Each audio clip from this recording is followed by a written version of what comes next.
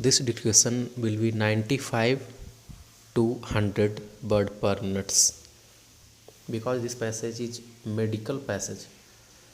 So last study start the facts in the appeals before this court being similar, we proceed to elucidate the factual context of the lead appeal. The respondent Linde India Limited is a registered company under the 2005 Act and is an assessee on the rolls of the commercial tax officer. The respondent is engaged in the manufacturing and trading of industrial gases as well as medical oxygen IP and nitrous oxide IP.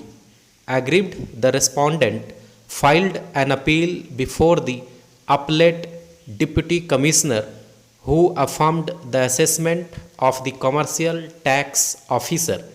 Aggrieved, the appellant is in appeal before this court. The High Court was of the view that in section 3B1 of the Drugs and Cosmetics Act 1940, the expression drug covers within its ambit any substance which is used for or in the treatment, prevention and mitigation of a disease or a disorder. Medical oxygen IP is used for the treatment of patients and to mitigate the intensity of diseases and disorders, and nitrous oxide IP is used as an anesthetic in surgical operations and procedures of a short duration.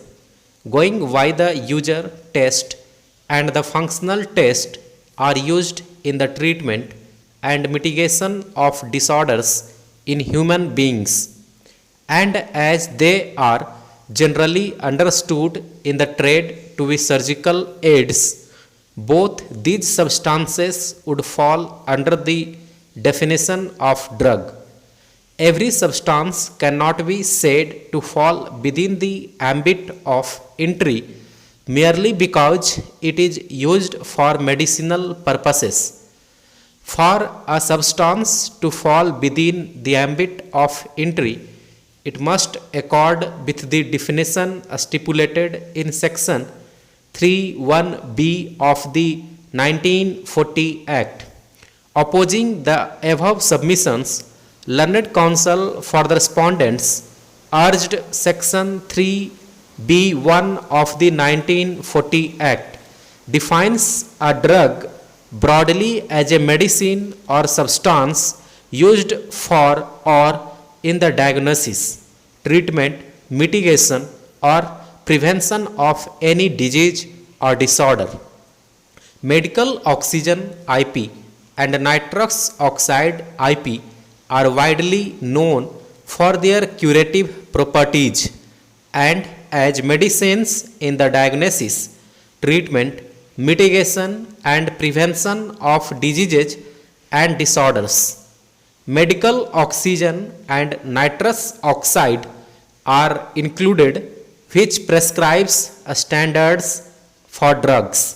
Consequently, goods must be classified according to their popular meaning or as they are understood in their commercial sense. Oxygen is used widely as an emergency medicine as well as for the delivery of medical services. Nitrous oxide is used in surgery and dentistry for anesthetic purposes. Applying the common parlance test, there is no doubt that the products in question are used in the mitigation of diseases and disorders and fall within the ambit of entry.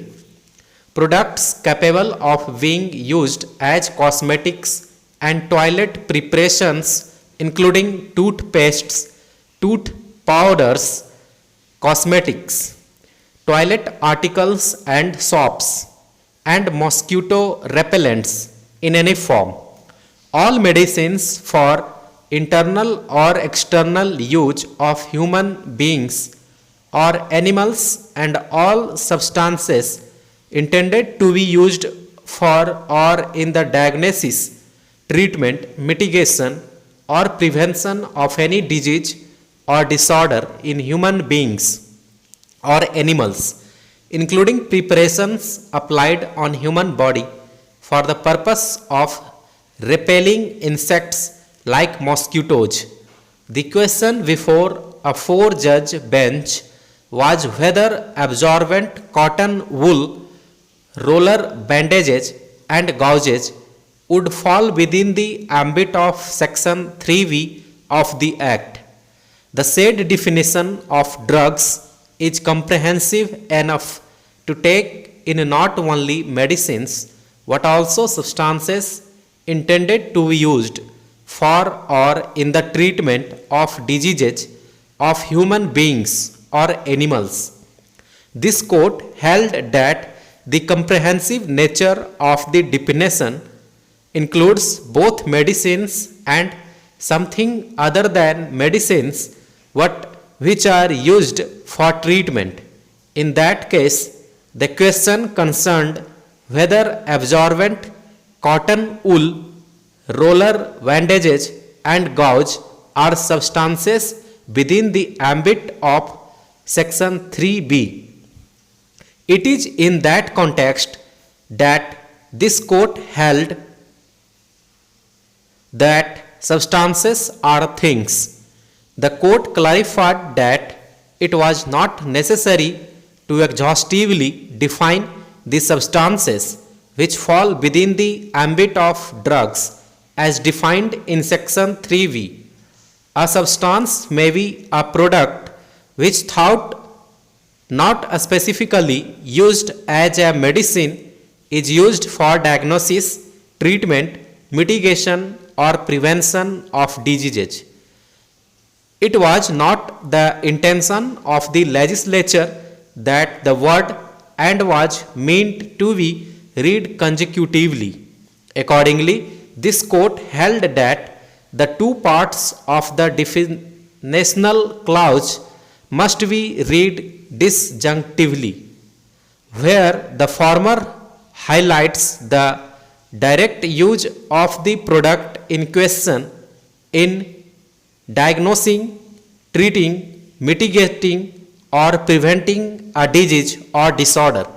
The latter highlights its instrumental use as a facilitative agent in the diagnosis, treatment, mitigation or prevention of any disease or disorder. The words of a statute are first understood in their natural, ordinary or popular sense, and phrases and sentences are construed according to their grammatical meaning, unless that leads to some absurdity or unless there is something in the context or in the object of the statute to suggest that the contrary in the statement of the rule. One of the basic principles of interpretation of statutes is to construe them according to plain, literal and grammatical meaning of the words.